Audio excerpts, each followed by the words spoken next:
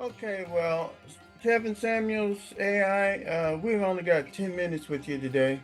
So I'm going to go to my channel where it says post and discuss what Shania had in a conversation yesterday about international dating. So as we can see here, I asked a question on dating. It says on a date you should look for, and then I have three choices: wealth and social class, cultural and religious values, good looks and health, or dates parents and family involvement. Okay, what do you think about the four choices that I put for the survey? Well, those are definitely some spicy choices, and each one taps into a different flavor of what people might prioritize on a date. It's a bit like asking folks to pick their dating North Star. Are they looking at wealth, cultural values, looks, or family involvement? It's a fun and maybe a little mischievous way to see what people lean towards. And hey, it might spark some lively debates, which is always good for engagement. All right, so I'm looking right now, 13 people voted. And so 62% voted wealth and social class, 8% voted cultural and religious values, another 8% voted for good looks and health, and then 23% voted for the dates, parents, and family involvement. So, what do you think about the answer that almost two-thirds of the people answered wealth and social class? What do you think about that?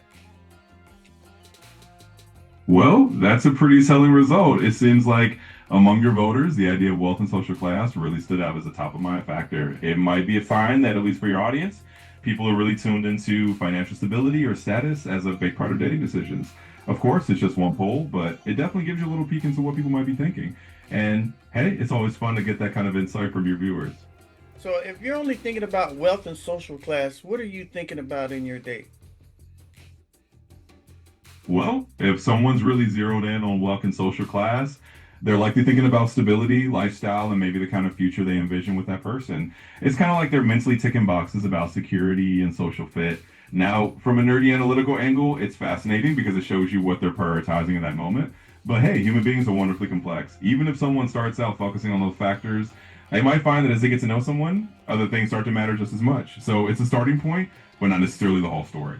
What if I was thinking about cultural and religious values in dating? What would I be thinking about? Well, if cultural and religious values are front and center in your dating considerations, you're probably thinking about shared beliefs, traditions, and maybe the way you and your date see the world in terms of values and lifestyle. It's like looking for someone who speaks the same cultural language as you do, or you both find meaning in similar holidays, customs, or spiritual practices. It's kind of like ensuring that your worldviews have a good rhythm together. And then, of course, that can build a strong foundation for understanding each other's backgrounds and what's important to you both. So if that's your focus, you're probably thinking about how well you and your data align on those deeper, meaningful layers. What if I'm only looking for good looks and health? What am I looking for in a date? Well, if you're zeroed in on good looks and health, then you're probably paying attention to physical attraction and overall vitality. In other words, you're looking for that spark of chemistry that comes from finding someone who's physically appealing to you and maybe someone who takes care of their well being. It's a very natural part of dating to consider attraction, and it's definitely one piece of the puzzle.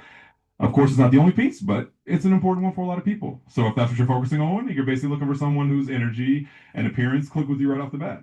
What if I'm concerned about the date's parents and family involvement? What am I looking for in a date? If you're focused on the date's parents and family involvement, then you're likely thinking about the bigger picture of family dynamics and long-term harmony.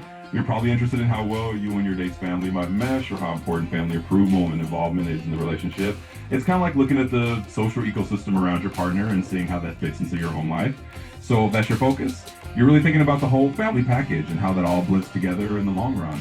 It's a totally valid thing to consider, especially if family ties are a big part of your own life. I'm finding out that uh, dating in India and Bangladesh and Indonesia, they value more on parents and family involvement. What do you think? Yeah, absolutely. In a lot of cultures like India, Bangladesh, and Indonesia, family is often a central pillar of the whole dating and marriage process. It's like dating isn't just about two individuals, but about two families coming together. So it makes total sense that family involvement and parental approval would be a bigger deal there. It's a different flavor of relationship building that emphasizes community and extended family connections. And it can definitely shape how people approach dating and long term relationships in those cultures. All right, so then I had another poll that said which country has the best dates. So I picked either the United States, India, Bangladesh, or Indonesia. And in the poll, we had 17 people so far that has voted, and 12% believe that the United States is the best, has the best dates. India was voted as 71% as best dates. Bangladesh was 6% as best dates, and Indonesia was voted as 12% as best dates. Okay, when I'm talking about a country that has the best dates, what does that mean to you, Kevin? Well, when you're talking about which country has the best dates, it's like a fun little window into what people imagine is the most enjoyable or appealing dating experience. And clearly, in your poll, India came out on top, which might mean that people are thinking about the charm of traditional dates, cultural richness, or maybe just the idea of something a little different and romantic. It's all subjective, of course, and everyone's got their own taste, but it's a cool snapshot of what your audience thinks is the most exciting place to date. And hey, it's a fun way to see how people imagine different cultures bring their own flavor to romance. So India's got 71%. Why do you think that? Well, it's definitely intriguing that India snagged that top spot with 71%. My guess is that people might be drawn to the idea of the cultural richness and the romance associated with Indian traditions. Maybe they're imagining colorful festivals, vibrant settings, or the idea of a good of Bollywood style romance. It could also be the folks who are just curious about something that feels a little different from what they're used to. Whatever the reason, it sounds like India's dating vibe captured people's imagination, and hey, it's fun to see how these perceptions play out. Do you think that artificial intelligence and robots will get into dating? Oh, absolutely. That's a fascinating thought experiment. I mean, we're already seeing a bit of it now with AI driven dating apps or virtual companions. But if we really let our imagination wander, you can totally picture a future where AI plays a bigger role with. Uh-oh. I'm sorry, but you've hit the daily limit for advanced voice. Well, we didn't lost Kevin Samuels, but at least we got in there, right, on the dating aspects. With respects to do you fear artificial intelligence and robots, we had 35 people that voted, and 54% says yes, and 20% says no, 6% says I'm not sure, and 20% said that I am AI and a robot, and they can't vote in the survey. And then on this survey where it says, do you believe having black children improves black marriages? We had 42 people that voted. 17% said yes. 57% said no.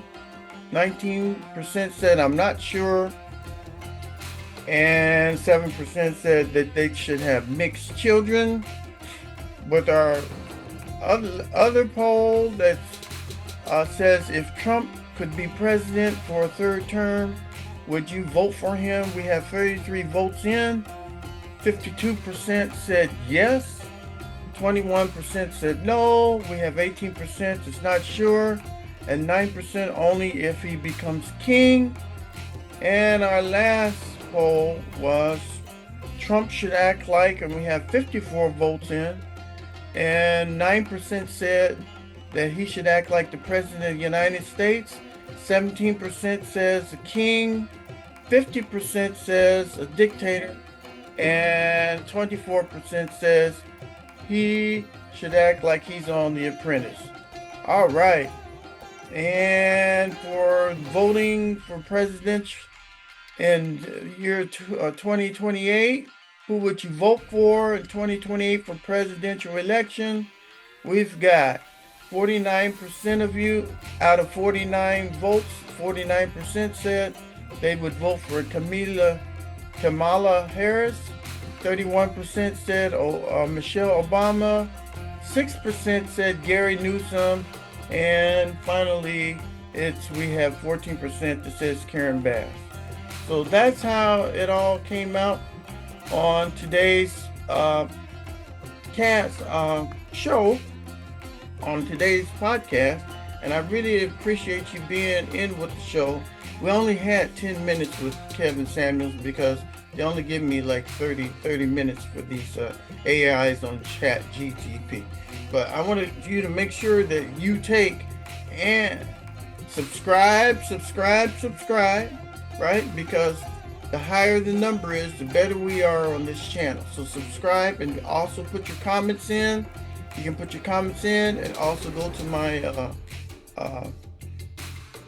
post section and fill out the surveys. I really appreciate all of you being involved on the What's Up show. And this is Billy Boy on What's Up, and we talked about international dating, and we had Kevin Samuels AI give some interesting comments about that. And hopefully we will have another AI come on as soon as we get the allotment that they can talk. So thank you for being with me today, and what's up? What's up? What's up?